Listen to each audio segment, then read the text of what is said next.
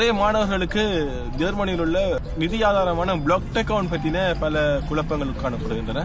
அந்த குழப்பங்களை தீர்ப்பதற்காக இந்த வீடியோவை நான் பதிவிடுகிறேன். அக்கவுண்ட் என்னப்படுவது என்னவென்றால், ஜெர்மனிய அரசாங்கம் ஸ்டூடெண்ட் விசாவில் வருவதற்காக நீங்கள் ஸ்டூடெண்ட் விசாவில் வரதுக்கான ஏதாவது தேவைப்பாடுகள் இருக்கு, நீங்கள் உங்களுடைய பினான்சியல் ஸ்டேபிலிட்டியை காட்டுவதற்கான ஒரு வழிவகையாக இந்த பிளாக் அக்கவுண்டை நிபந்தனையாக உங்களுக்கு விதித்திருக்கிறார்கள். காரணம் என்ன என்று சொன்னால், இந்த பிளாக் அக்கவுண்ட் வந்துட்டு நீங்கள் 1 வருடங்கள் இங்கு தங்கி நீங்கள் படிக்கின்ற காலப்பகுதியில் உங்களுக்கு ஏற்படும் வாழ்க்கை செலவுகள், குறைந்தபட்ச வாழ்க்கை செலவுகளை நீங்கள் ஈடு செய்வதற்காக நீங்கள் உங்களுடைய சொந்த நிதி தங்கியிருப்பதற்காக வேண்டி இந்த பிளாக் அக்கவுண்டை அவர்கள் நீங்கள் ஓபன் பண்ணுங்க. நீங்க ஓபன் பண்ணி உங்களோட காசுல நீங்களே செலவழிச்சு வேலை கிடைக்கும் வரைக்கும் அல்ல இங்க செட்டில் ஆகிற வரைக்கும் நீங்க யாரையும் நீங்க நம்பி இருக்காதீங்க என்கிற ஒரு தோட்டில் வந்துட்டு அவங்க இந்த பிளாக் அக்கவுண்டை வந்துட்டு அறிமுகப்படுத்தி இருக்கின்றார்கள்.